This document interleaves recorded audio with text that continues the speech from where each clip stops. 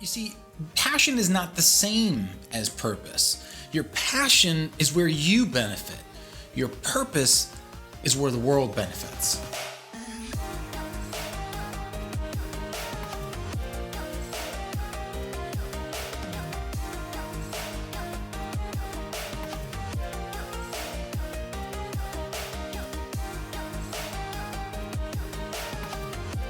Hello, my friends. Welcome back to an episode of The Pursuit. We help you awaken your potential and achieve your dreams. My name is Patrick Kerwin, and today we're talking about something that a lot of people have talked to me about. Heck, I've talked to tons of people about this myself, is this idea of following your passion. And should we all follow our passion in our life? Is that really going to lead us down the right path, or does it end up kind of leading us down some darker roads? And it's funny, I was watching, and just at the time of this filming, I've recently watched this incredible film, a new Pixar film called Soul.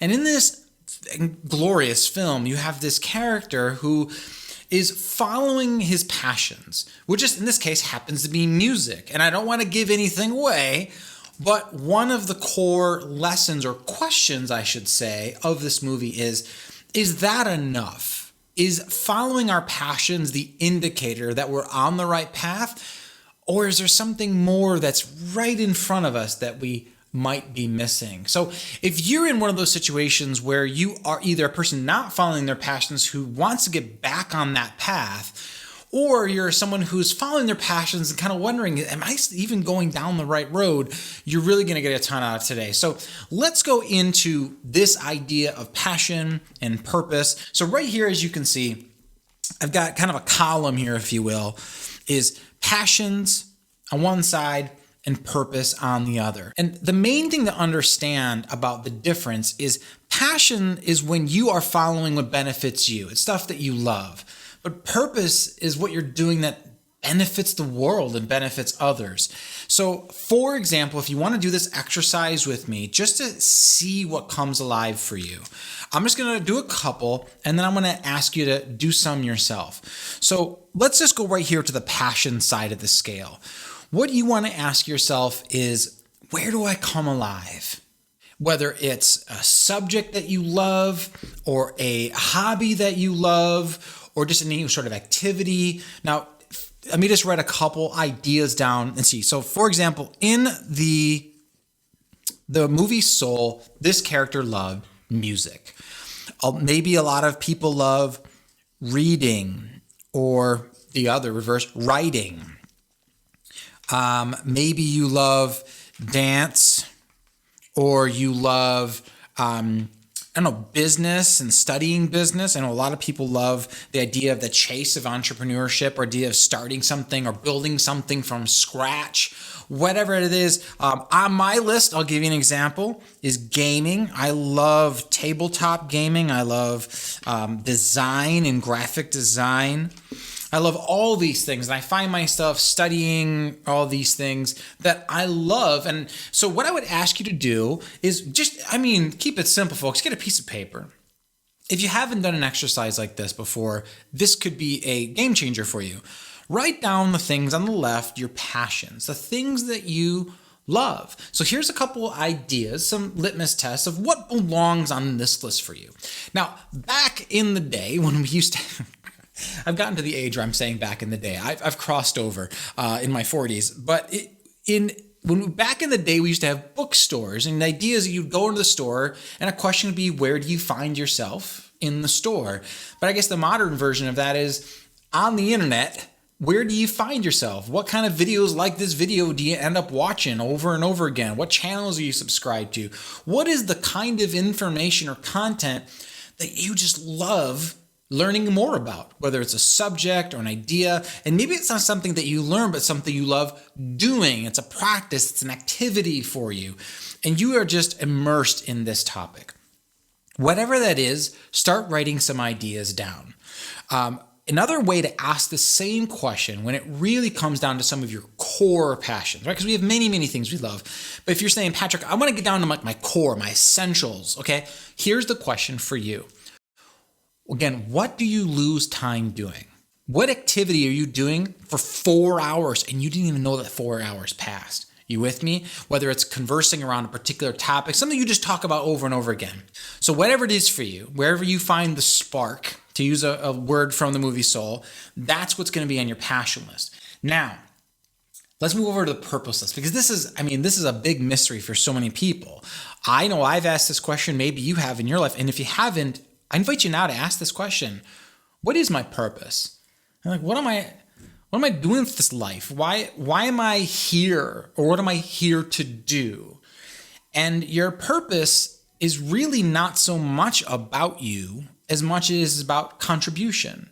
It's about the legacy you leave. It's about the impact you make, or to use a Steve Jobs phrase, it's the ding you put on the universe, right? It's about making your mark in life. And for this one, this is the question that's a little different. The question is, where do you feel filled? When you're doing this thing, you feel this surge of warmth throughout yourself. You feel like when you're doing that thing, or if you're paying attention in that moment, there's life for you there because of the life that you've poured into other people. Now, what you might find on this purpose list, and this is the way I always find it when I'm coaching and working with people, the purpose list tends to be a lot shorter than the passion list, and that's okay. If you end up writing just 1 or 2 things on your purpose list and 20 things on your passion list, that's cool. That's normal. That's par for the course. But here's some things that when I work with people, these are some of the things that end up on people's list. Teaching kids, or just teaching. Other things that ended up on people's list that make them feel a sense of purpose is spreading joy. Now maybe that's they spread joy in their business, they spread joy in their career, they find a way to make other people's lives better. Of course, spreading has an E in there, Patrick. There we go. I butchered the word. It says spreading. Just imagine it says spreading. Sometimes it's not in the career, and this is what I want to highlight. Just because it's your passion does not mean it has to be where you get your profits from. You hearing me? I'm going to say that again. Your passion does not need to become a source of profit for you. It does not need to become a business. It does not need to become the thing you do for a career, which a lot of people just feel default. I love this thing so much, I must be turning it into a career. I'm going to come back on why that's actually a dangerous thought in just a few minutes. But whatever your purpose is, for me on my list, coaching and teaching. I remember very clearly the moment this happened to me. To share a quick brief story with you. I'm working with a group of leaders in a business a few years back, and I'm teaching them stage performance, or how to give a talk, like a TED style talk. And in that moment, I've taken these people from couldn't do it, didn't believe they could do it, terrified of it, to just crushing it on stage. And that's actually what happened. But the feeling that I remember was after the fact. During the awards ceremony, because there was a little bit of a contest, I remember looking at all my students and just feeling such pride in what they were able to accomplish. And I was thinking of them in that moment and seeing how much they grew. And I'm just getting emotional thinking about it. And I just remember this warmth spreading all through my body, just thinking that they went from can't do it to can do it. That possibility was just awakened inside of them. And that's the moment I realized that teaching and coaching was part of my DNA going forward. That's where I felt the most purpose and fulfillment in my life, is when I was doing those things. Now, you might be thinking to yourself, Patrick, what if I don't know? What if my problem is, a couple of videos ago, you talked about the gap. What if my problem is, I have no idea what to write on my purpose? My friend, I want you to hear me, okay? I'm your friend, Patrick. I'm talking to you. I want you to hear me. Purpose is something you discover, but one of the biggest clues is over here on your passion side of the house, okay? You learn a little bit about yourself. You grow. You have more experiences. And just like that one I talked to you about on stage, that kind of aha moment I had for myself, just let those aha moments, let those wake-up calls wake you up. And just be ready and be a student who's observing and paying attention. And I promise you, you will have plenty of things to write on this list. But let me come back to a warning I gave earlier. I said something that might be controversial, and maybe you disagree. Let me know in the comments. But just because you have a passion does not mean that should be a source of profit for you.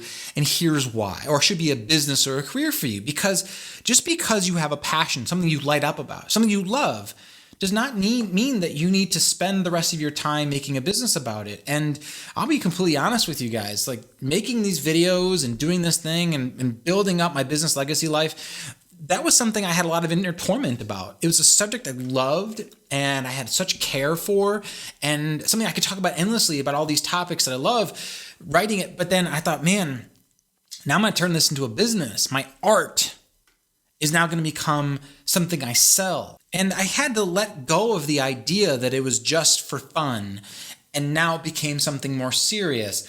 And some people, they lose all the juice when it does that. You know, if you are a writer and you just love writing, maybe you doesn't mean you should be a publisher and write books. Maybe it just means that you just love writing, or you love helping other people learn to write. Whatever it is for you, your passion does not need to turn into a source of profit for you. It could just be that thing that you love that brings you joy and happiness, and you should do it more.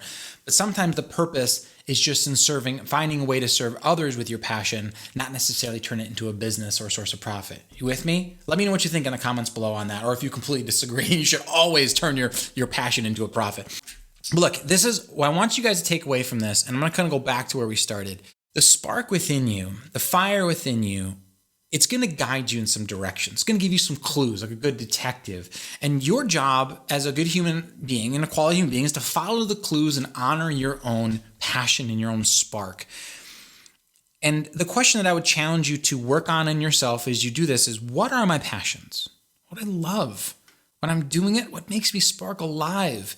And after you've written those things down, I want you to go through your list, and I want you to put a star next to the ones that you feel like this year, if I really poured my passion more, if I pour my energy, time, and effort into this passion, I believe something great can come out of my life, right? If I honed my skill or knowledge or abilities in this area, or found a new way to express it deeper, or maybe you're in the reverse. Maybe you're like, this used to be my passion. I used to be connected. Looking at this list makes me sad, Patrick. I used to be so dialed into this, but I've lost touch with it.